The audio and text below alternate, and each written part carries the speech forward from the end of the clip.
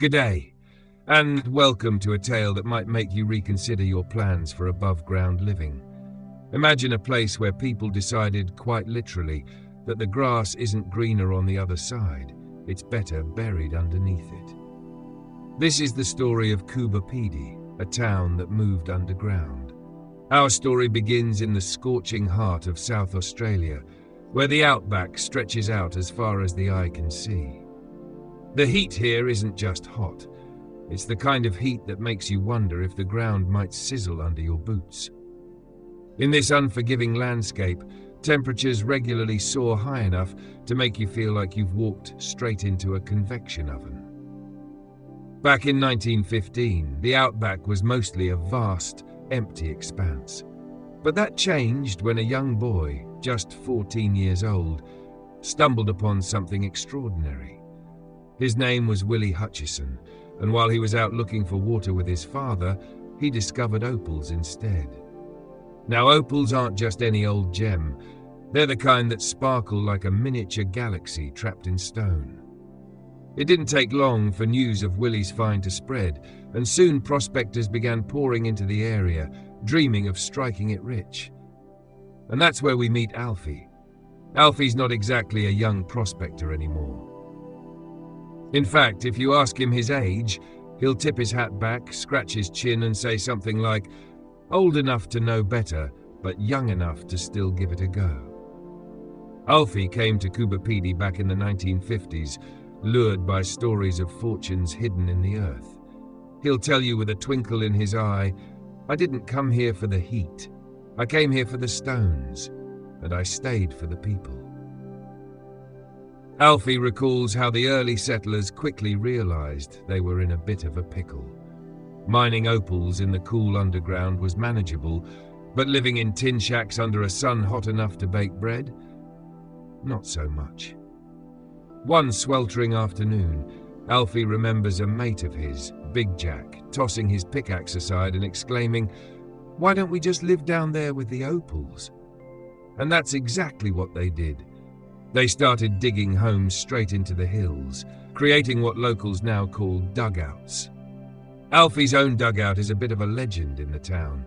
It's not just a home, it's a slice of Coober Pedy's history. He proudly gives tours to visitors, showing off the polished sandstone walls and the underground cellar where he keeps his prized collection of opal samples. "See this one here?" he says, holding up a fiery red gem. "Found it on a Tuesday. And Tuesdays are always lucky." As the town grew, so did its underground world.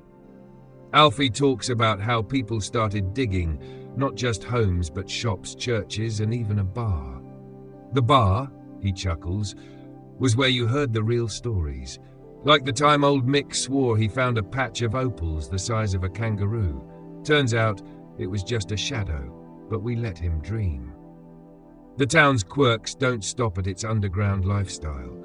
There's the spaceship that sits on the edge of town, a prop from a sci-fi movie that's become a permanent fixture.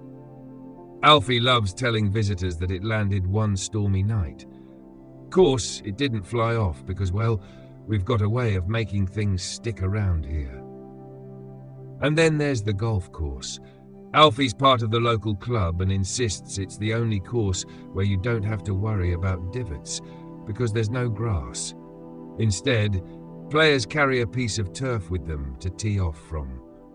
Best part, Alfie grins, is you don't need to mow it. Of course, Coober Pedy isn't just about quirky attractions. It's a place where community matters. Alfie recounts how, over the years, neighbors help neighbors dig their homes, share water, and keep each other safe in the harsh environment. It's the people that make this place special, he says. When you're living underground, you learn to stick together.